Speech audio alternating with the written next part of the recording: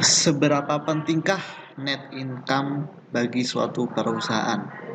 Nah, teman-teman, seperti yang kita tahu, net income ini itu adalah laba bersih dari perusahaan. Yang saya maksud di sini, laba bersih ini adalah laba bersih yang sudah memang bersih, sudah dikurangi pajak, sudah dikurangi beban beban operasional, beban karyawan, beban gaji, beban sewa dan lain-lain. Nah, seberapa penting sih net income bagi suatu perusahaan itu? Kita kembali ke definisi net income. Net income adalah laba bersih dari suatu perusahaan. Apakah penting? Kalau saya jawab, apakah penting? Ya, net income sangat penting bagi suatu perusahaan. Karena apa? Karena tujuan perusahaan didirikan pada pertama kali itu pasti tujuan utamanya adalah untuk memperoleh laba. Tujuan perusahaan untuk memperoleh laba atau net income itu berbeda-beda antara satu perusahaan dengan perusahaan lainnya. Ada yang satu perusahaan punya net income yang cukup besar, ada yang net income-nya masih kecil, dan bahkan masih belum memperoleh net income, bahkan ada yang malah rugi atau minus. Jadi tidak semua saham perusahaan yang ada di Indonesia itu mencatatkan keuntungan atau net income positif. Nah, ketika kita berinvestasi di pasar saham, saran dari saya itu selalu satu yang selalu jadi pedoman. Kalau bisa, pilihlah saham perusahaan yang sudah mencatatkan laba. Itu satu dulu, perlu dicatat penting. Pilihlah saham perusahaan yang sudah mencatatkan laba. Nah, bagaimana kita melihat suatu net income itu bagus atau tidak? Apakah net income yang besar itu bagus, net income yang atau net income yang besar atau kecil itu kita ukur dari mana? Nah, pasti akan beda-beda penilaian tiap investor. Nah, kalau dari saya pribadi sendiri melihat secara net income atau laba bersih dari suatu perusahaan, ketika kita mau berinvestasi, yang saya lihat pertama itu adalah growth dari net income-nya, bukan besar kecilnya net income. Sampai di sini paham? Jadi yang kami pertimbangkan adalah growth atau pertumbuhan dari net income dari suatu perusahaan. Jadi tidak masalah suatu net income itu kecil, tapi kalau kita lihat secara historical atau prospek ke depan, ada potensi growth yang sangat besar, itu akan menjadi potensi pilihan saham bagi kami. Nah, apakah net income yang kecil itu buruk? Oh, tentu tidak. Karena net income kecil belum tentu itu suatu buruk. Karena apabila kalau kita lihat lagi, apabila secara growth-nya itu bagus, itu akan menjadi sangat potensial.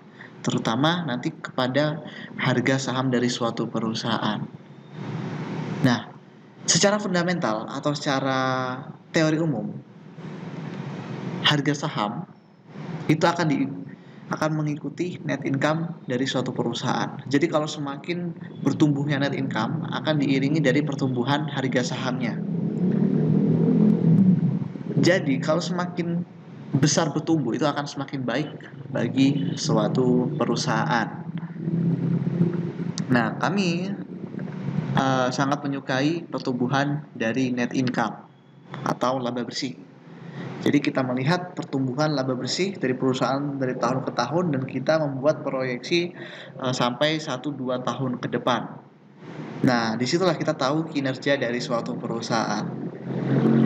Perusahaan yang kinerja baik itu pasti mencatatkan net income atau laba bersih, dan laba bersih yang dihasilkannya itu pasti sangat efektif. Efektif itu maksudnya gimana? Jadi misal ada perusahaan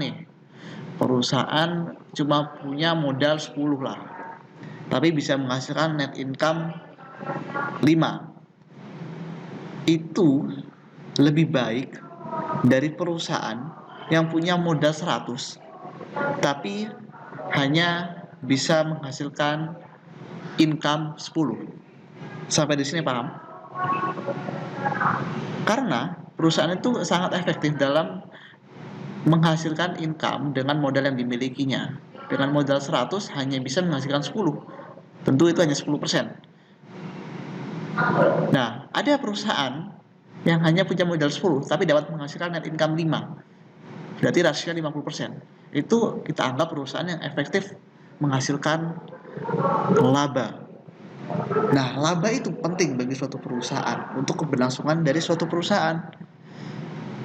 Perusahaan yang bagus, laba itu selalu bertumbuh dari tahun ke tahun, dan net income itu juga pertumbuhannya stabil. Itu perusahaan yang kami suka. Dan investor sendiri bisa melihat net income ini di laporan keuangan dari perusahaan. Kalau kami biasanya melihat net income itu dari akun laporan keuangan yang bernama laba bersih yang diatribusikan kepada entitas induk. Nah, itu laba bersih yang memang benar-benar bersih. Jadi sudah dikurangi pajak, sudah dikurangi beban-beban operasional, beban administrasi, marketing, dan lain-lain.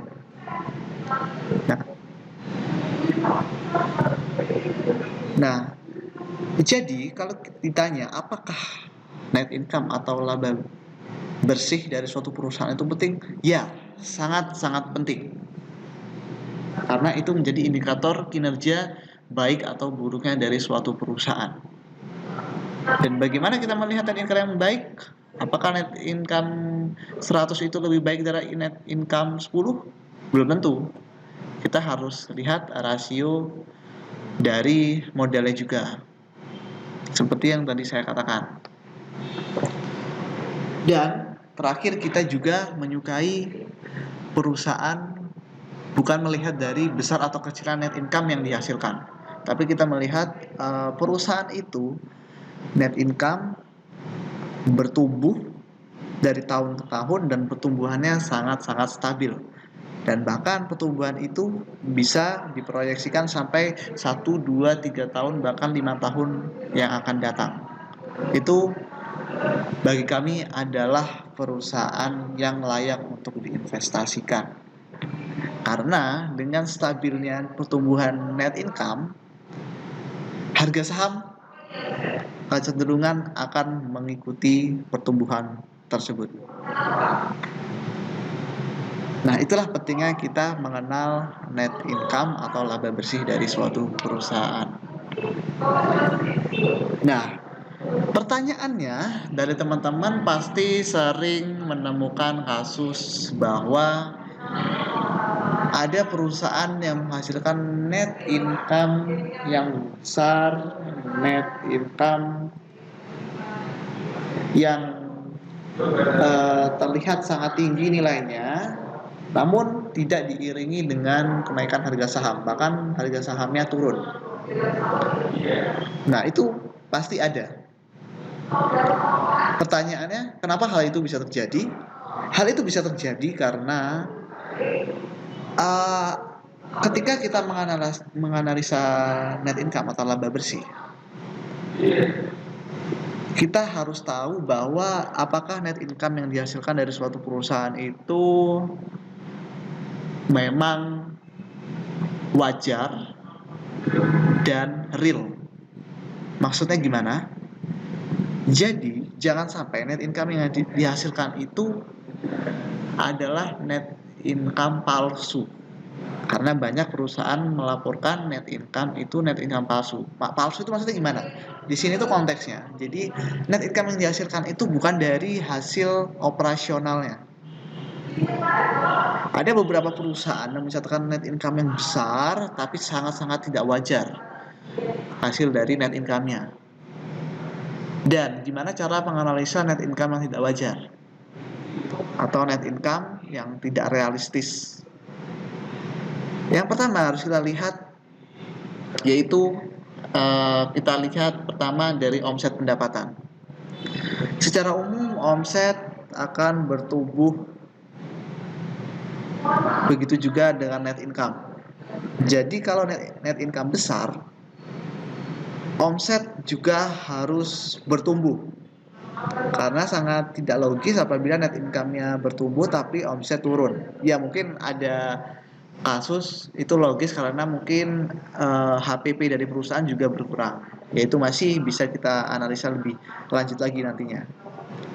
Tapi cara melihat indikator net income yang wajar itu kita lihat pertumbuhan net income itu sejajar dengan pertumbuhan dari revenue atau pendapatan. Itu satu. Terus ada cara kedua untuk melihat net income itu asli atau tidak. Yang kita bisa lihat yaitu dari posisi arus kas. Kita bisa lihat di arus kas itu arus kas dari aktivitas operasional, kita bisa lihat. Kalau net income-nya bertumbuh, arus kasnya itu harus positif. Ya, apalagi arus kas dari aktivitas operasional. Karena laba bersih harus sejajar dengan arus kas aktivitas operasionalnya. Karena ada beberapa perusahaan mencatatkan net income tinggi, tapi arus kas dari aktivitas operasionalnya tercatat minus. Itu jelas pasti net income sangat-sangat tidak wajar dan bukan dihasilkan dari aktivitas operasional bisnis dari perusahaan. Teman-teman harus hati-hati kalau ketemu perusahaan yang seperti itu. Karena banyak beberapa orang terjebak dari pelaporan net income yang tinggi tapi harga sahamnya jeblok. Itu perlu dilihat lebih dalam lagi dan pasti ada kaitannya dengan hal tersebut. Jadi mungkin untuk saat ini saya bisa kasih dua indikator itu. Jadi kalau net income-nya tinggi, revenue dengan logika dasar pasti juga akan tinggi. Itu satu. Terus yang kedua, kalau net income-nya bertumbuh dan tinggi juga, berarti arus kas dari aktivitas operasionalnya harus positif dan juga bertumbuh. Itu baru bisa kita katakan bahwa net income yang dihasilkan perusahaan itu wajar. Nah, itulah pentingnya kita tahu terkait net income atau laba bersih dari perusahaan. Ya memang tantangannya di situ tadi. Kita boleh tahu net income dari perusahaan. Tapi tantangan selanjutnya, apakah kita tahu net income itu asli, wajar? Apakah kita bisa memastikan hal itu terjadi? Dan bagaimana caranya? Yaitu yang tadi saya katakan, salah dua indikatornya kita lihat dari revenue, pendapatan, dan juga arus kas. Itu aja dulu, dua itu dulu. Memang ada nanti beberapa pertimbangan lebih lanjut atau lebih dalam terkait untuk menganalisa bagaimana kita menilai net income perusahaan itu wajar dan terbukti keasliannya. Nah, mungkin itu tadi sekian dari saya, dan untuk teman-teman kalau ingin berkonsultasi juga bisa hubungi kolom di deskripsi. Saya di sini adalah staf resmi investment spesialis dari PT Mirai Aset Sekuritas Indonesia. Jadi teman-teman free untuk konsultasi dengan kami terkait investasi di pasar saham, bisnis, dan ekonomi. Mungkin terima kasih dan sekian dari saya, semoga bermanfaat. Wassalamualaikum warahmatullahi wabarakatuh.